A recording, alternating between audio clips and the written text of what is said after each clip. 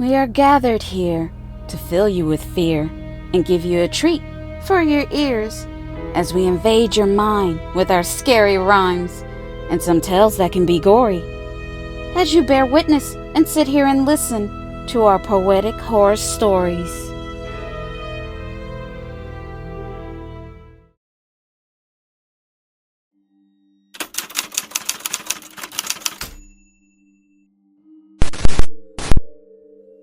My name is Earl, and today is my last day on Earth.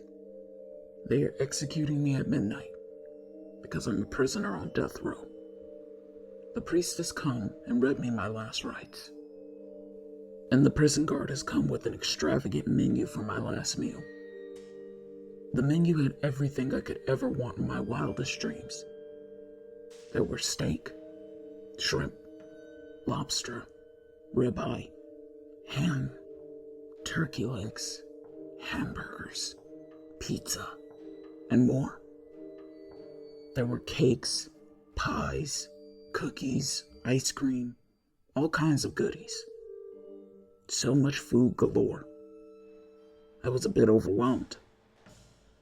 But I wasn't interested in anything that was on that menu. I wanted my last meal to be prepared by my mother's hand. If they are going to execute me, I want to go out with a happy memory. A meal that is made with a mother's love.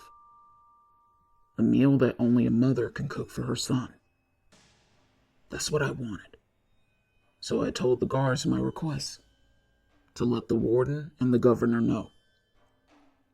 They agreed and informed my mom, so she could start cooking my favorite meals. And they would deliver it here to me in prison. I can't wait to have a home-cooked meal. My mom's cooking is the best. It's so good. I love my mom with all my heart. She has never given up on me. Since I've been here in prison, I really miss her a lot. My mom's support means the world to me, because she always knows what I need. My mom has always been my best friend, and her cooking is a 10 out of 10. She can make anything taste freaking amazing. Her cooking skills are truly crazy. Damn. Just thinking about her cooking is making my mouth water. At least after my mom's meal, I will be able to rest in peace, full, stuffed, and satisfied tomorrow. I really love my mother.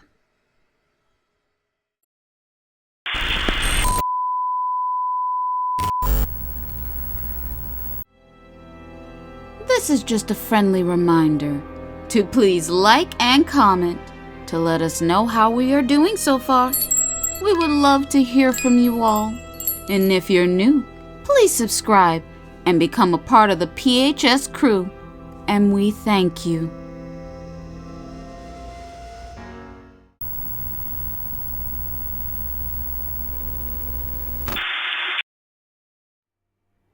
If you couldn't tell, I'm really a mama's boy.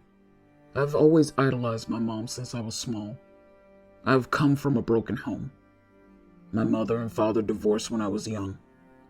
For all of my life, it's just been me and my mom. But she did her best to raise me to be a good citizen and to follow the laws. But times were hard for my mom and money was short. So I did what I felt like I had to do. I dropped out of school. I started robbing corner stores and selling drugs. I was willing to break any laws to help my mom. I was in and out of jail for petty crimes. But it didn't affect my record at the time, because I was still a juvenile. It didn't help that I was also full of rage, being an out-of-control teenager. My emotions I couldn't contain. And these combinations led me to poor decisions, which got me here on death row, from all the stupid choices I decided to make. When I turned 18, I thought I was the man, and my ego was out of hand.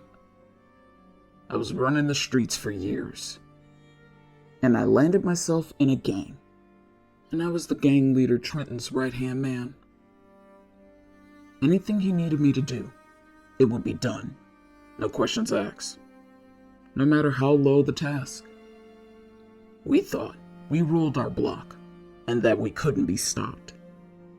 Plus, I was making really good money. I was able to move my mom out of the hood and into a better part of town. I was able to buy her a house.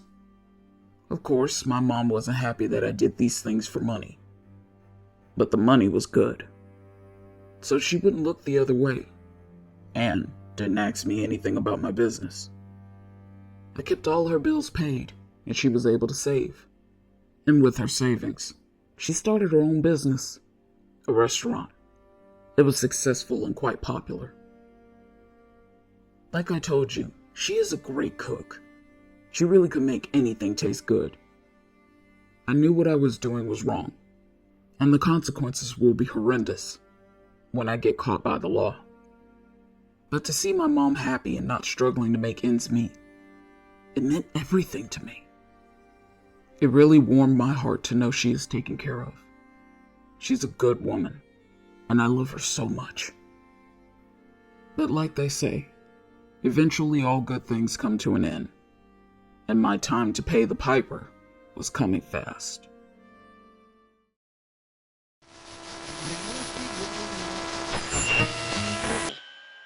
I woke up at 3 a.m.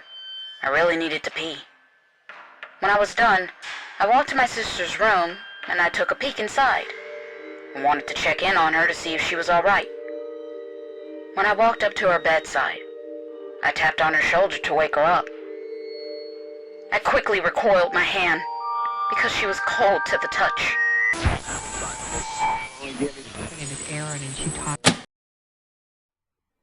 Trenton had a major job for me, and a couple of my gang brothers. He told me, Earl, this is going to be a very lucrative score. We are going to rob an armored truck. Trenton, say no more. I'm down. I'm ready to go. Trenton's plan was for us to take a couple of unmarked vans. We were going to set up a fake detour and have the truck drive through our block. Then we would surround and cut off their truck. We would all have AKAs, 45 handguns, and masks to cover our faces. We thought we had covered all of our bases. To get the security guard out of the truck, we were going to use smoke bombs to force them out.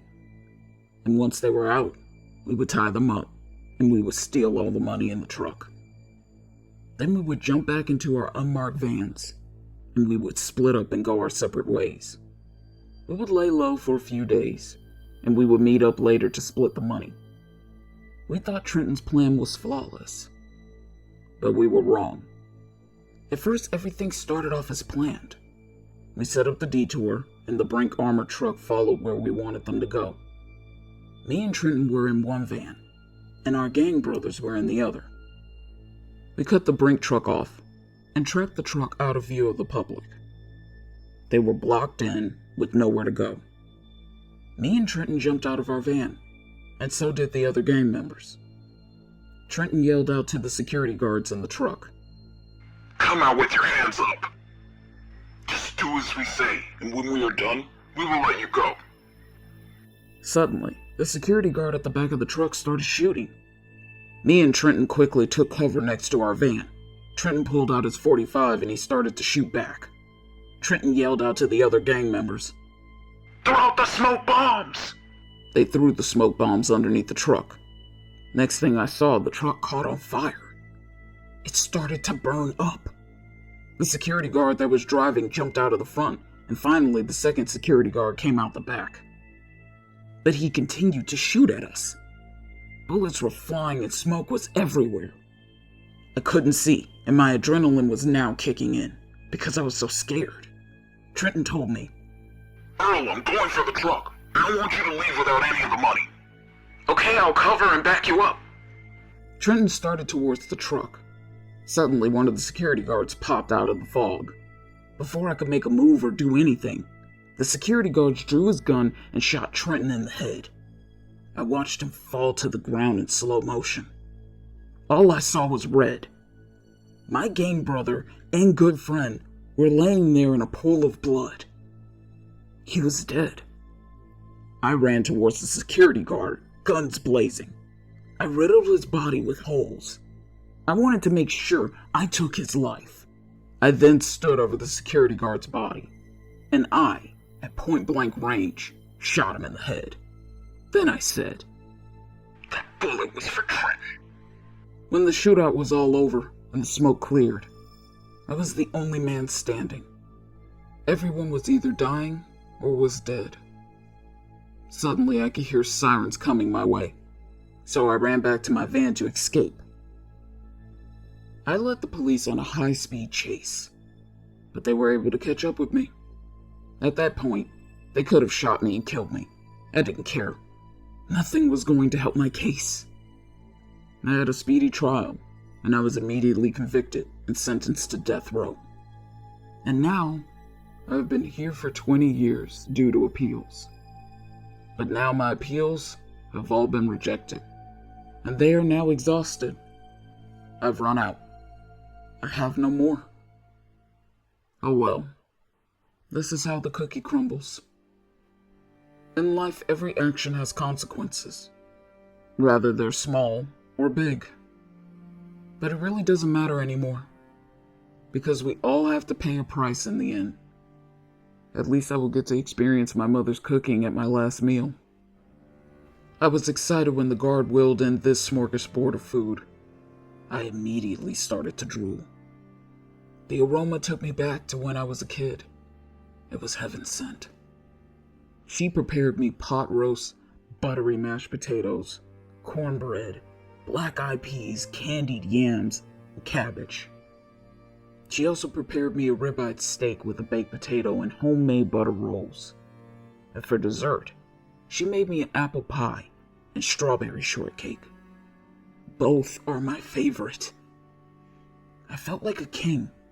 Her cooking was so good, just how I remembered. It brought tears to my eyes. I was happy, content, and completely satisfied. I sat back and let the poison work through my system as it slowed down my heart. I told you, my mom can make anything taste good, and she kept her promise. She promised me she would poison the food. She wanted my last moment to be her cooking. As I started to lose consciousness, I could hear the guards running and yelling out, "He's flatlining." But it was too late. I died with a smile on my face. Thank you, Mom, for my last meal. Thank you, Mom, for everything.